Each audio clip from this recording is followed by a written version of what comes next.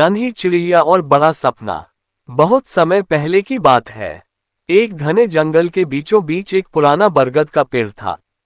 उसी पेड़ पर एक छोटी सी चिड़िया रहती थी जिसका नाम था चिऊ। चिऊ बहुत प्यारी और मासूम थी, लेकिन उसके दिल में एक बड़ा सपना था। वह अक्सर आसमान की ओर देखती और सोचती, काश मैं उन ऊंचे ऊंचे पहाड़ों के पार उड़ पाती। वहां जरूर कुछ नया और अद्भुत होगा। जंगल के बाकी पक्षी उसका मजाक उड़ाते, अरे चिऊ, तू इतनी छोटी सी है, तू कहाँ पहाड़ों के पार जाएगी? वहां तो तू खो जाएगी। लेकिन चिऊ अपने सपने को छोड़ने वालों में से नहीं थी।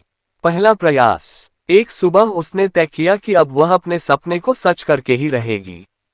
वह फुर्ती से पंख फड़फड़ाती और आसमान में ऊंचा उड़ने लगी। शुरू में सब ठीक रहा, लेकिन जैसे जैसे वह ऊपर गई, तेज हवाएं आने लगीं। हवा इतनी तेज थी कि चिऊ का संतुलन बिगड़ गया और वह थककर वापस पेड़ पर लौट आए। बाकी पक्षियों ने हंसते हुए कहा, देखा, हमने कहा था ना, तू इतनी छोटी होकर बड़े सपने मत देख। चिऊ उदास तो हुई, लेकिन उसने हार नहीं मानी। मददगार दोस्त। अगले दिन जब वह पानी पीने झील पर गई, तो उसकी मुलाकात कछुए केंटू से हुई। केंटू ने उसकी आंखों में उदासी देखी और पूछा, क्या बात है छोटी चिड़िया, इतनी परेशान क्यों हो? चिऊ ने अपना सपना सुनाया। केंटू मुस्कुराया और बोला, सपने तभी पूरे होते हैं जब हम धैर्य और समझदारी से कोशिश करें।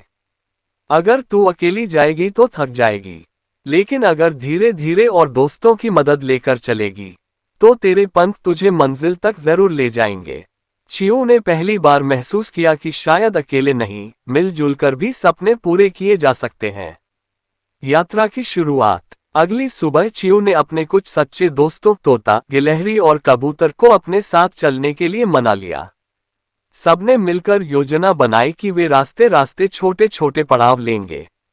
यात्रा शुरू हुई। कभी वे किसी झील पर रुकते, कभी पेड़ों की शाखाओं पर। गिलहरी उन्हें रास्ता दिखाती, तोता सबका मन बहलाता और कबूतर कठिन जगहों पर चिऊ को सहारा देता।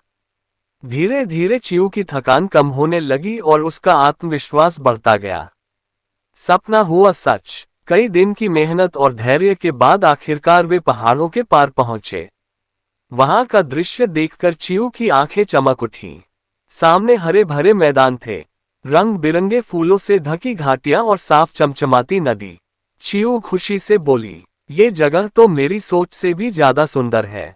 मैंने सही कहा था, सपनों की उड़ान कभी बेकार नहीं जाती। बाकी पक्षी जो पहले उसका मजाक उड़ाते थे, अब उसकी हिम्मत और जज्बे की तारीफ करने लगे। कहानी की सीख।